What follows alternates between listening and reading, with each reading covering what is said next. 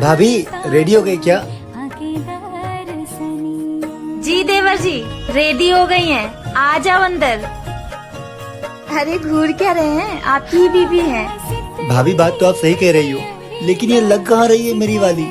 कितना सुंदर तैयार किया भाभी आपने इसे। लगता ही नहीं है कि शहर से आई हैं, पूरे हमारे रंग रूप में ढल गई हैं। हाँ भाभी, मम्मी भी ये कहती थी कि मैं बिहार में जाके रह ही नहीं पाऊंगी, पर यहाँ तो मुझे बहुत अच्छा लगता है, खास कर ये छठ पूजा। बस फिर अगले छठ पूजा तक इस घर में या तो छोटा आकाश या तो छोटी दीक्षा चाहिए इस घर में। क्या भाभी, आप भी मजाक करती रहती हैं। हाँ भाभी, अभी तो हमारी शादी को 1 साल भी नहीं हुए। अरे छठ पूजा करते ही इसीलिए है। भाभी मैं माँ के पास से आती हूँ।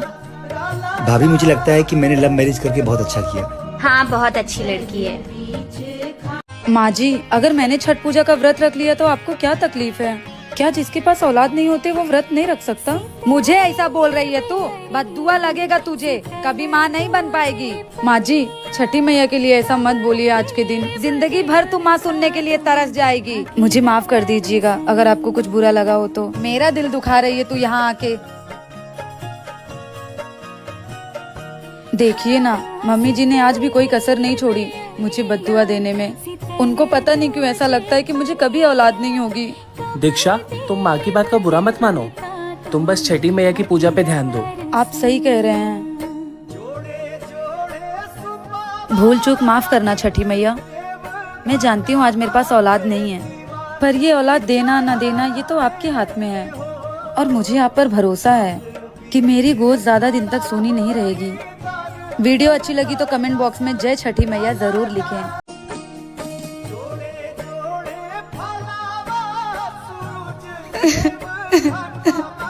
अरे देवरानी जी, तुम कमरे में क्यों आ गई और ये बिना मतलब रो क्यों रही हो?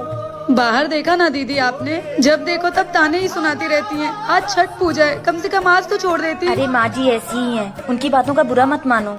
अरे जब मुझे भी बच्चा नहीं हुआ था ना, तो ऐसे ही मेरे पीछे भी हाथ धोकर पड़ी हुई थी। वो तो अच्छा है मेरे पति अच्छे हैं, हमेशा मेरा साथ देते थे। वही तो बात है दीदी कि मुझे सासू माँ की बातों का इतना बुरा नहीं लगता जितना बुरा ये लगता है कि ये वहीं खड़े रहते हैं लेकिन इनके मुंह से एक उफ तक नहीं निकलती है। इनकी माँ चाहे दिन रात ताने सुना ले, लेकिन ये मेरे साथ कभी खड़े नहीं होते।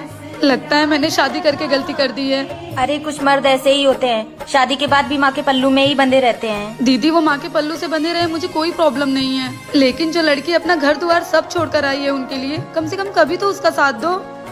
क्या वो पति सही होते हैं जो सिर्फ अपनी माँ की बातें सुनते हैं? अच्छा ठीक है, रोना बंद करो, छठी मैया सब ठीक कर देंगी। मैं देवर जी से बात करती हूँ, तुम बाहर आओ।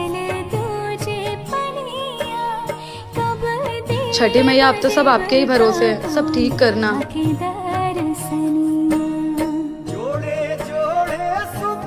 देवर जी गलती तुम्हारी है, वो अपना सब कुछ छोड़कर किसके लिए आई है? तुम्हारे लिए ही ना।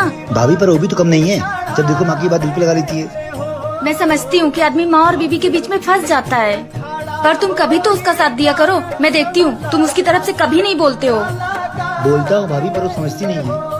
एक बात अच्छे से समझ लो, जब तुम तकलीफ में होगे ना तो वही तुम्हारा साथ देगी और कोई साथ नहीं देगा। ये बात मैं अच्छे से जानता हूँ भाभी। अच्छा ठीक है, ज्यादा झगड़ा हो उसके पहले ही हम छठ पूजा के लिए निकलते हैं। ठीक है भाभी, आप चलिए, मैं उसको मना के लेके आता हूँ।